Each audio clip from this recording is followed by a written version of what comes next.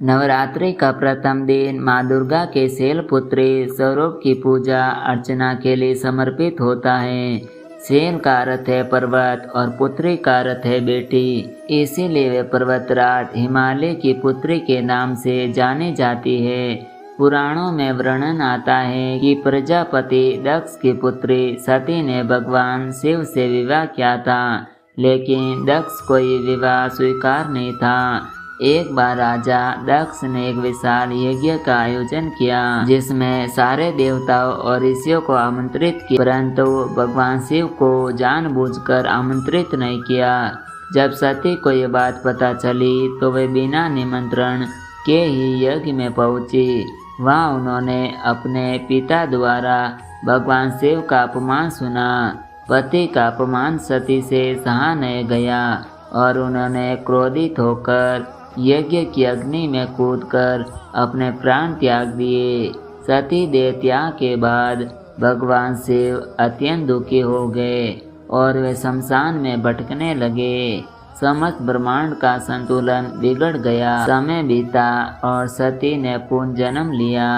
इस बार वे पर्वतराज हिमालय के घर पुत्री के रूप अवतरित हुई। इसी कारण वे शैलपुत्री कहलाई। इस जन्म में वे पार्वती बने और कठोर तपस्या करके उन्होंने पुनः भगवान शिव को अपने पति के रूप में प्राप्त किया। स्वरूप और महात्मा शैलपुत्री के दाहिने हाथ में त्रिशूल और बाएं हाथ में कमल पुष्प सुशोभित रहता है। वे नंदी पर सवारी करती है।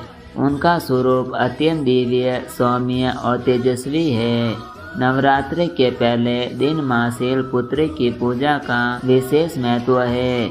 ऐसा कहा गया है कि जो भक्त इस दिन माँ की आराधना करते हैं उसके जीवन में नकारात्मक शक्तियाँ दूर होती है। उसे मानसिक शांति, आत्मविश्वास और भक्ति में अटलता प्राप्त होती है। माँ शैलपुत्री को साधना की प्रथम सीढ़ी माना गया है। आशीर्वाद। भक्त जन श्रद्धा से यदि माँ शैलपुत्री की पूजा करे तो उन्हें जीवन में स्थिरता, पारिवारिक सुख, संतान सुख और उत्तम स्वास्थ्य की प्राप्ति होती है। माँ अपने भक्तों के सभी कष्टों का नाश करती है और उन्हें सच्चे मार्ग पर चलने की प्रेरणा देती है। आप सभी भक्तों पर माँ शैलपुत्री का आशीर्वाद सदा बना रहे। जय माँ शैलपुत्री। आपको यह कथा कैसी लगी कमेंट करके ज़रूर बताएं और साथ ही हमारे चैनल भक्ति व्यास को सब्सक्राइब करना ना भूलें। मिलते अगले नए वीडियो में, तब तक के लिए जय श्री राम।